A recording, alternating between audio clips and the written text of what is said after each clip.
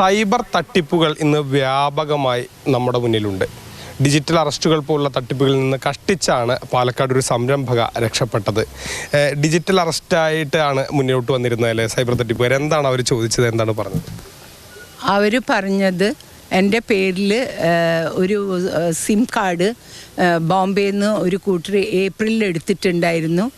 ആ നമ്പറിലൂടെ ആദ്യം തന്നെ പറഞ്ഞത് കുറേ ഗവൺമെൻറ്റിന് വിരുദ്ധമായിട്ട് കുറേ ബാഡ് തിങ്സും ഒക്കെ പറഞ്ഞിട്ടുണ്ട്, ഭയങ്കരമായിട്ട് ആരോപണങ്ങളൊക്കെ വന്നു എന്ന് പറഞ്ഞിട്ടാണ് ആദ്യം കോൾ ചെയ്തത്.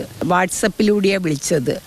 അപ്പോൾ ഞാൻ കാണുന്ന ഒരു പോലീസ് ഓഫീസർ ആയിരുന്നു. എന്നിട്ട് എന്നോട് ഏത് ലാംഗ്വേജാണ് നിങ്ങൾക്ക് കൺവീനിയൻറ്റ് ചോദിച്ചപ്പോൾ മലയാളമോ ഇംഗ്ലീഷോ പറയാമെന്ന് പറഞ്ഞു. പിന്നെ ഒരു മലയാളം പറയുന്ന ഒരു IAS ഓഫീസറിനോ എന്തോ പറഞ്ഞിട്ട് IPS ഓഫീസർ എന്ന് പറഞ്ഞിട്ട് ഒരാളോട് മലയാളിയാണ് സംസാരിച്ചോളൂ കൺവീനിയൻ്റായിട്ട് പറഞ്ഞു. അപ്പം ഞാൻ പറഞ്ഞു ഇങ്ങനെ ബോംബെ ഛത്രപതി എയർപോർട്ടിൽ നിന്ന് ഒരു സിം കാർഡ് ഏപ്രിലിൽ വന്ന് എടുത്തതായിട്ട് ഞാൻ അങ്ങനെ വന്നിട്ടുമില്ല എടുത്തിട്ടുമില്ല പറഞ്ഞു. അവരെന്നോട് പറഞ്ഞത് നിങ്ങൾ ഇത് മാത്രമല്ല ഒരു ആരോപണം കൂടിയുണ്ട്, നിങ്ങളെ പേരിൽ ബോംബെയിൽ നിന്ന് കനറ ബാങ്കിൽ നിന്ന് ഒരു അക്കൗണ്ട് തുടങ്ങിയിട്ടുണ്ട്.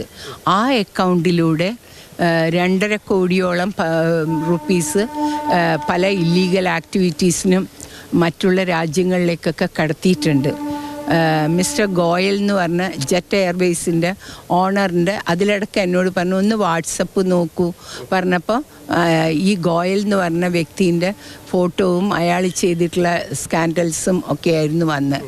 അതിൽ 240 ഈ ID എന്നാണ് കുറേ ഇത്രയും കോടി 3000 എത്രയോ കോടി റുപ്പീസ് കടത്തിയിട്ടുള്ളത്. അതിൽ ഒരു അക്കൗണ്ട് നിങ്ങളതായിരുന്നു, നിങ്ങളെ അക്കൗണ്ടിൽ നിന്ന് 2.5 കോടിയാണ് പോയിട്ടുള്ളത്. നിങ്ങൾ ഇന്നസെൻ്റ് ആണെന്ന് നിങ്ങളോട് വർത്തമാനം പറഞ്ഞപ്പോൾ മനസ്സിലായി. അപ്പോൾ അതിനുള്ള നിങ്ങളെ രക്ഷിക്കാൻ വേണ്ടിയിട്ടാണ് നമ്മൾ ഈ വാട്സപ്പിലൂടെയൊക്കെ നിങ്ങൾക്ക് ചെയ്യുന്നത്. നിങ്ങൾക്ക് ബോംബെയിലേക്ക് വരാൻ പറ്റുമോ ചോദിച്ചു. അപ്പം ഞാൻ പറഞ്ഞു ബോംബെയിലേക്ക് എന്തായാലും വരാൻ പറ്റില്ല, ഞാനൊരു ഓൾഡ് പേഴ്സണാണെന്നൊക്കെ പറഞ്ഞപ്പോൾ അതുകൊണ്ട് എന്നാൽ നിങ്ങളെ സഹായിക്കാനാണ് വാട്സപ്പ് കോളിലൂടെ നിങ്ങളെ ഇൻവെസ്റ്റിഗേറ്റ് ചെയ്യുകയാണെന്ന് പറഞ്ഞപ്പോൾ നിങ്ങളെ എല്ലാ ഡീറ്റെയിൽസും സത്യസന്ധമായി പറയണം പറഞ്ഞു.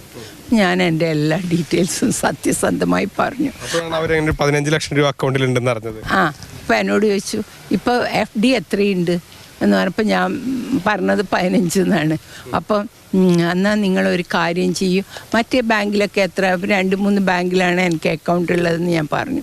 അപ്പം മെയിനായിട്ട് ICIC ആയിട്ടാണ് ഞാൻ ഡീൽ ചെയ്യുന്നത് പറഞ്ഞപ്പോൾ നിങ്ങൾ ആ ബാങ്ക് പോയിട്ട് ആരോടും പറയരുത്, FDന്ന് ഉള്ള പൈസ SBയിലേക്ക് ഇടണം, അത് ബാങ്ക് മാനേജർ ആര് ചോദിച്ചാലും എന്താണെന്നൊന്നും പറയാൻ പാടില്ല, ഇത് വളരെ സീക്രട്ടായിട്ട് വെക്കേണ്ട കാര്യമാണ്.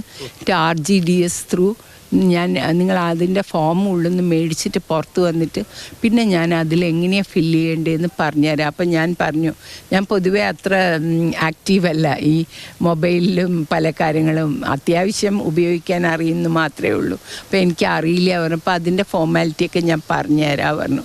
അപ്പോൾ ബാങ്കിൽ പോകുമ്പോൾ ബാങ്ക് മാനേജർ പറഞ്ഞു അതിലിടക്കായിട്ട് എൻ്റെ പാർലറിൽ തുല്യ ചുണ്ണാമ്പത്രയിലുള്ള പാർലറിൽ ഞാനൊന്ന് കയറിയിരുന്നു.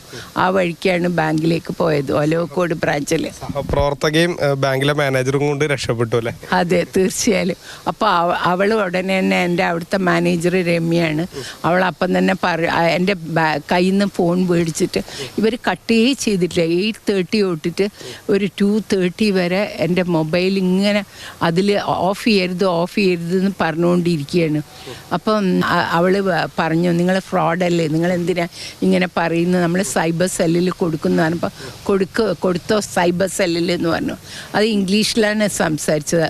അത് അവസാനം അവർ പറഞ്ഞു നമ്മളെ ബോസ് ഒരു ലേഡി ഉണ്ട് അവർക്ക് കൊടുക്കാമെന്ന് പറഞ്ഞു. അപ്പോൾ അവരായിട്ടാണ് പിന്നെയുള്ള സംഭാഷണം. അപ്പം ബാങ്കിലെത്തി. മാനേജർ തിരിച്ചറിഞ്ഞു. അതെ, ബാങ്കിലെ മാനേജർ അവരോട് പറഞ്ഞു ഞാൻ സൈബർ സെല്ലിലെ ഓഫീസറാണ്.